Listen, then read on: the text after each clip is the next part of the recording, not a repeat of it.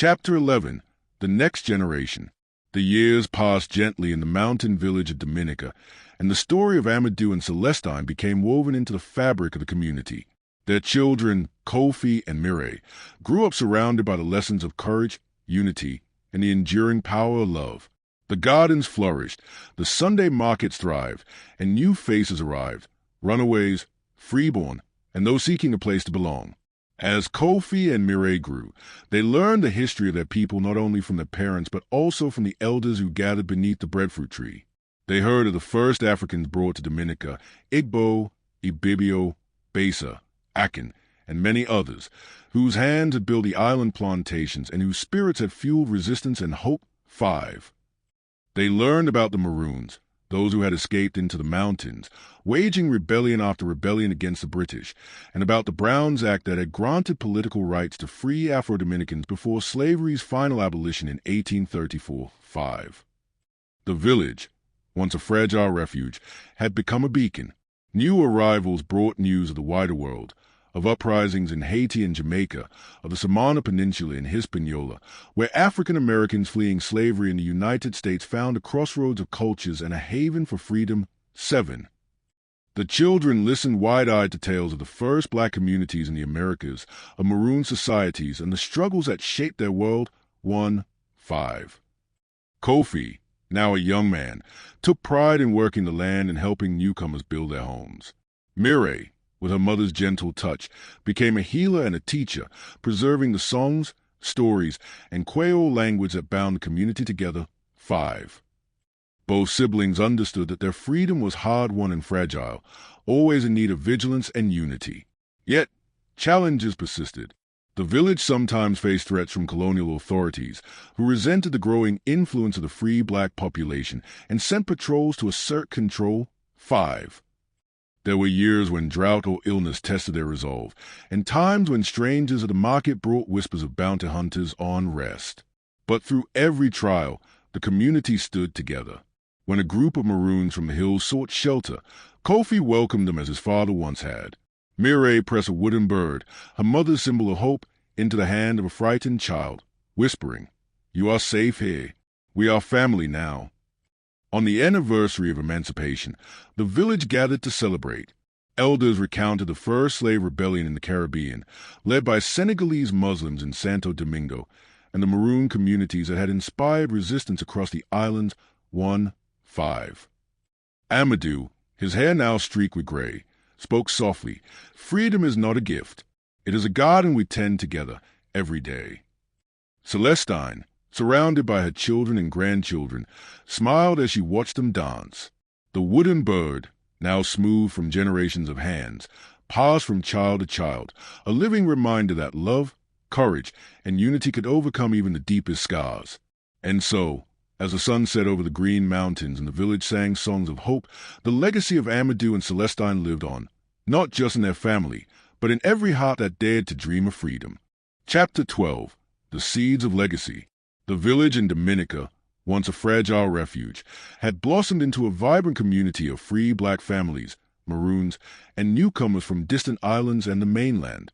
The legacy of Amadou and Célestine was everywhere, in the laughter of their grandchildren, in the sturdy huts and flourishing gardens, and in the Sunday markets where Creole and African rhythms mingle with a sense of cassava and cocoa. 5. Kofi and Mireille, now adults, had become leaders in their own right. Kofi organized the young men to patrol the hills, keeping watch for any sign of colonial patrols or bounty hunters. Mireille, following in her mother's footsteps, was a healer and a teacher, passing on the stories of their ancestors and the lessons of resistance. The wooden bird, once a secret token of hope, was now carved by children throughout the village, a symbol of freedom and unity. But the world beyond Dominica's green mountains was changing. News reached the village of the abolition of slavery in 1834, when the British Parliament finally ended the practice across its Caribbean colonies. 5. The celebrations were joyful but cautious. The elders remembered how rights could be granted and taken away. In Dominica, the Browns Act of 1831 had already given political rights to free Afro-Dominicans, and by 1838, the island had a colored majority in its legislature, a first in the British Caribbean. 5. Yet, these gains brought new tensions. English planters, threatened by the rise of black lawmakers and small landholders, lobbied for more direct British control. Political instability followed, and in 1844, freed slaves joined with the island's indigenous Kalinago people in rebellion, fighting for their rights and dignity. 5. Mireille taught the children about the first slave rebellions in the Caribbean, like the 1522 uprising of Wolof Muslims in Santo Domingo and the Maroon communities that flourished in the mountains of Hispaniola and Dominica. 1-5. She explained how their own ancestors, Igbo, Ibibio, Besa, Akan, Congo, and others, had brought their languages, beliefs, and strength to these shores, shaping a Creole culture that was both African and Caribbean. 5. Kofi, meanwhile, led expeditions to help new arrivals, runaways from Guadeloupe, Martinique, and even the Samana Peninsula in Hispaniola, which had become a crossroads of cultures and a refuge for black migrants in the 19th century. 7. He reminded the youth that their freedom was part of a larger story, one that stretched from Africa to the Americas, from the first slave ships to the Maroon Hills and the free villages of today. On the anniversary of Emancipation, the whole village gathered beneath the breadfruit tree. Elders recited the names of those who had resisted and survived, from the first Africans brought to Dominica to the Maroons who had fought the British and the lawmakers who had claimed a place in the island's future. 5. Children danced, drums echoed, and the wooden birds were passed from hand to hand, a living reminder that their story was not just one of suffering, but of resilience, creativity, and hope. Célestine, her hair now silver, watched her grandchildren play. Amadou, his hands still strong, planted a new breadfruit sapling with Kofi and Mireille. "We are the seeds our ancestors planted," he said softly. "May we grow strong and give shade to those who come after us." As the sun set over the green mountains, the village sang together, songs of Africa, of freedom, of love that could not be traded or broken. Their story became part of the living memory of Dominica, woven into the island's hills and hearts, a testament to all who dared to dream of a world beyond chains. Chapter 13. The story lives on. As the decades passed, the mountain village in Dominica remained a living testament to the courage and resilience of its founders. The legacy of Amadou and Célestine was not just preserved in memory, but in the daily life, traditions, and unity of their descendants and neighbors. Their story echoed through the hills and across the Caribbean, connecting with a broader tapestry of Afro-Caribbean identity and the long struggle for dignity and self-determination. Kofi and Mireille, now elders themselves, watched as their children and grandchildren took up the mantle of leadership. The village, once a fragile haven, had grown into a thriving community where gardens flourished. Children learned both the old African stories and the new tales of Caribbean freedom, and the wooden bird, once a secret token, became a symbol of hope carved and gifted at every coming of age. Beyond Dominica, the world continued to change. The abolition of slavery in 1834 brought both celebration and new challenges. Freed Afro-Dominicans gained political rights, and for a time, Dominica became the first British Caribbean colony with a legislature controlled by people of color. 5. Yet, as history unfolded, the struggle for true equality continued.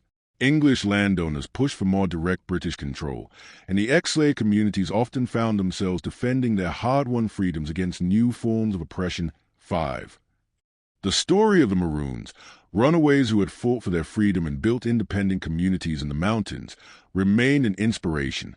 Mireille would gather the young ones beneath the breadfruit tree, telling them of the 1522 rebellion led by Senegalese Muslims in Santo Domingo, the Maroon Wars of Dominica, and the Samana Peninsula in Hispaniola, where black migrants from the United States and other islands found refuge and built a crossroads of cultures.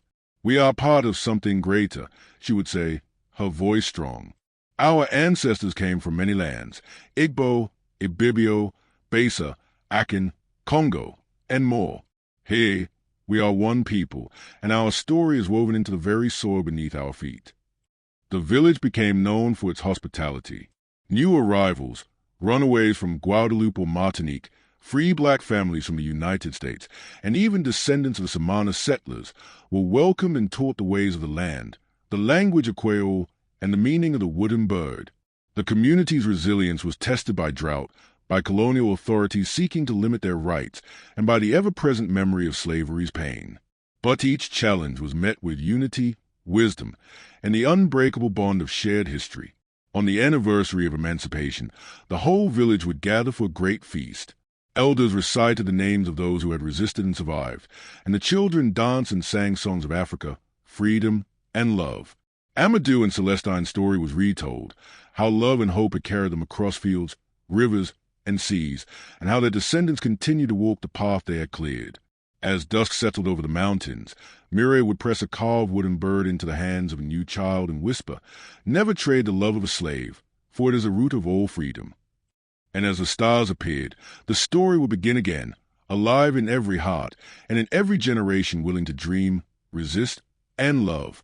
Chapter 14. Threads Across Time.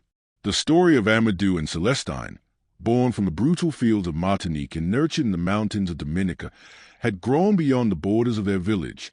It became a thread woven into the vast tapestry of Afro-Caribbean history, a testament to endurance, love, and the relentless pursuit of freedom. In the bustling towns and quiet villages across the Caribbean, descendants of the enslaved carried the legacy in their blood and their stories. The wooden bird, once a secret symbol carved in the shadows, had become an emblem of hope and resistance, appearing in carvings, songs, and celebrations throughout the islands. In Dominica, the village thrived as a beacon of culture and resilience. Schools taught the history of the Maroons and the struggle for emancipation. Festivals celebrated African heritage, blending music, dance, and storytelling into vibrant expressions of identity. The language of Creole echoed in marketplaces and homes, a living link to the past. Kofi and Mireille's grandchildren, now grown, traveled beyond the mountains, sharing their ancestors' story with new generations.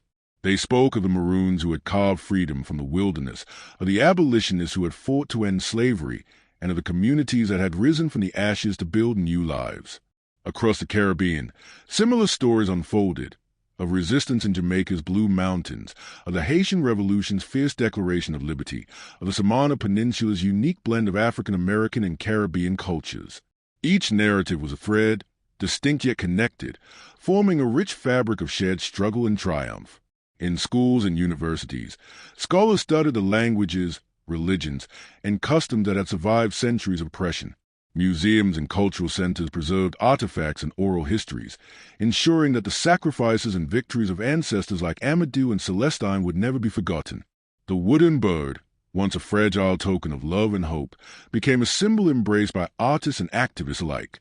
It adorned murals, jewelry, and flags, reminding all who saw that freedom was not just a destination, but a journey carried forward by every act of courage and compassion. In the modern era, Afro-Caribbean communities face new challenges: economic inequality, cultural erasure, and the legacies of colonialism. Yet the spirit of resistance remained unbroken. The stories of those who had come before inspired movements for justice, education, and cultural pride. Amadou and Célestine's love story, with its heartbreak and hope, failure and triumph, hard work and pain, continued to resonate. It was a reminder that even in the darkest times, the human spirit could soar, like the carved wooden bird, toward freedom, dignity, and love.